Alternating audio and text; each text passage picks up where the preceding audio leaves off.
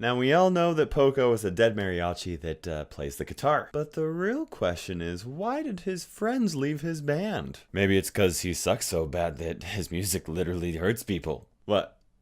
The sound of his guitar literally hurts people. It's funny, come on. Man, I swear nobody has a sense of humor these days.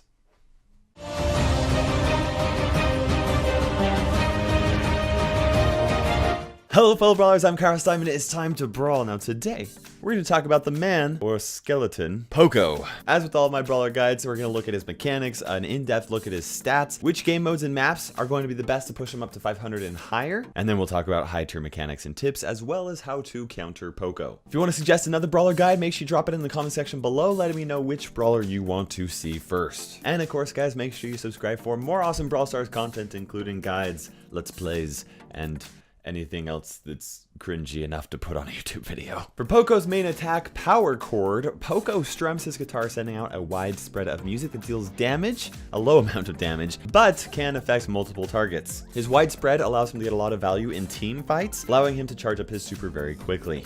Keeping at range from other brawlers is important because it doesn't matter how close he is, if an enemy brawler gets hit, it deals the same amount of damage regardless. For his super, Encore, Poco sends out a much nicer, a much more pleasant sound than he does with his attack, which uplifts their souls and heals them a pretty good sizable amount of HP. And no, it does not break walls like it did in the alpha testing of Brawl Stars. Poco's super is very good at supporting high health teammates like Bull or Frank when they start to lose HP. He can also heal himself up in a pinch, and one interesting thing about Poco's super is that it is one of two supers in the game that will fire through walls without destroying them. Do you know which other brawler has the other super? Comment below if you do. For Poco's star power, Da Capo, when Poco's attack actually hits friendly brawlers, it will heal them for 400 health. If you're using Poco's attack just to heal teammates, you actually don't get very much value in comparison to how much damage you can actually deal to an enemy brawler. So most of the time, it's actually more beneficial for you to use it offensively. However, one great way to utilize this is in team fights, where he can both heal a teammate and deal damage to an enemy player. His star power is mediocre, meaning that you probably should not prioritize purchasing this star power unless you really like Poco. Now let's take a look at Poco's stats and compare them to how they rank against every other brawler in the game. Here's this wonderful radar chart that shows you exactly how he compares to other brawlers, and you'll notice a few different things right here. Okay, his lowest rank is going to be his attack, where he has the lowest damaging attack against a single brawler in the game. But to make up for that, it has a very high reload speed, which means that Poco is very strong in long battles where he can deal a lot of damage over a period of time, surviving by recharging his super and using it when necessary. On the flip side, Poco really struggles against burst brawlers who focus on dealing a ton of damage really quickly. Poco has a shorter range than most of the brawlers in the game. It's actually the shortest out of all of the gem carriers in the game, which is a very important interaction for gem grab that we'll talk about a little bit later. He has the slowest movement speed in the game, along with the majority of the other brawlers. He has relatively high health points, and you pair that with his super, he actually has a very high survivability. It takes Poco longer to charge his super than most brawlers against one target. However, if 3 players are bunched up, he can charge up his super with only 2 quick attacks. For Poco's ease of use, I would give it a 5 out of 5, meaning it is very easy to use him, and a 1 out of 5 for skill cap, meaning that it's relatively easy to master him. Due to the width of his shot, if you're only facing one opponent, there's almost no reason to manually aim your shots. That being said, manual aiming his shots does become more important in team fights when you can aim to hit multiple brawlers at once, or if he's maxed out, manually aim to heal a teammate while dealing damage to an enemy opponent. Even then, his attack is very forgiving with manually aiming because of how much area there is, so if you suck at manually aiming your shots, Poco is actually a really great brawler to learn that skill with. His super covers a large radius, making it almost a guaranteed heal, and you can also auto aim his super so that it will actually heal the closest friendly brawler without full HP. The two things that are difficult for new players to understand when you very first pick up Poco is how to stay no closer than you absolutely have to the enemy brawler, and that Poco wins the long fight, not the burst fight. Once you understand these two things, you'll have everything you need to know to master Poco. Well, those two things and the high tier tech and tips that I'll be giving you later in this video. Now let's talk about the best modes and maps to play Poco in if you want to push him up to 500 trophies or beyond. Here you can see which modes Poco struggles and thrives on. I don't recommend playing him on Bounty or Heist. He just doesn't have enough burst damage to do well on either. He can be pushed early on in Showdown, especially with the survival strategy, or even Duo Showdown, where you can actually utilize his super to heal up a teammate. But his two best modes for pushing are going to be Brawl Ball and Gem Grab. In Brawl Ball, you want to focus on controlling the field and also keeping your ball carrier alive. With his wide attack, he can control large parts of the map and deal lots of damage over a period of time, especially where Brawl Ball tends to have a lot more team fights than other game modes. In Brawl Ball, it is very important for you to at least have one other teammate on your team who can deal a lot of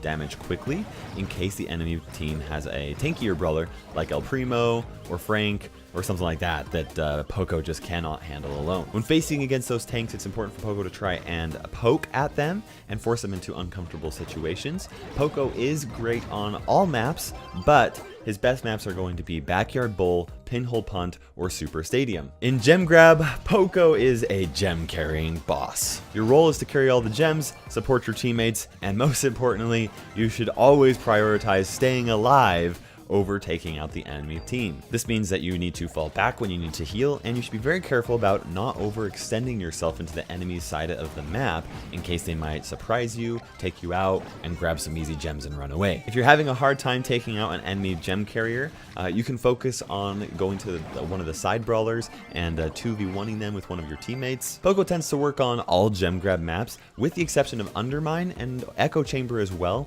where longer ranged gem carriers tend to work a little bit better. Now let's go ahead and cover 8 advanced tips and tech for how to plague Poco, and then we'll go ahead and cover some tips on countering Poco. Number 1, Poco has one of the fastest unload speeds in the game at 0.3 seconds. This is the amount of time that it takes for Poco to fire off a shot before he can fire off a second shot. Because Poco has a fast unload speed and a fast reload speed, this actually means that it can be really beneficial for Poco to spam fire all 3 shots at an enemy brawler and then fall back until you've reloaded your shots, and at which point you can then come back out and do the same thing over and over again.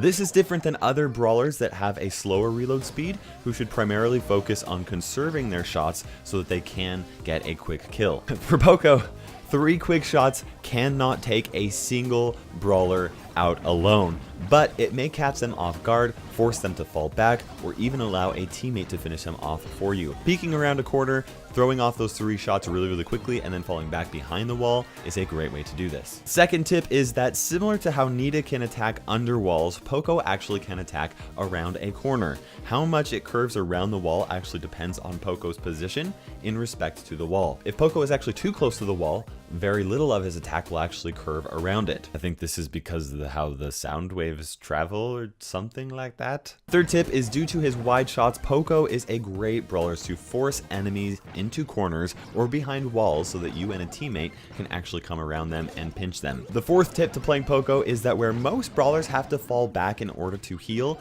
Poco has the unique benefit of a burst heal that he can use as soon as he charges up his super. This means that Poco can actually stay somewhat close to the heat of battle and keep firing off his shots if the situation calls for it, because this will allow him to charge up his super, burst heal himself back up to mostly full health, and then stay in the match even when he has had low HP and the enemy brawler has to fall back to heal up. This leads to the 5th tip for Poco, where it is very important to pay attention to how close you are to charging up your super, even more so than other brawlers. When you don't have the super up, the enemy team will underestimate you, and you can use that to your advantage if you know it will only take 1 or 2 more shots before you can heal up, and then quickly burst heal yourself up before the enemy player recognizes that you have been able to heal up. By doing this, you can actually bait an enemy brawler to getting too close to you so that you can take them out without them being able to take you out first. The 6th tip to Poco is that you have a special role as an active healer to pay attention to not only your own health, but also the health of the other brawlers on your team. Once you have mastered that, one trick is to use his super to heal teammates when they're at about 50%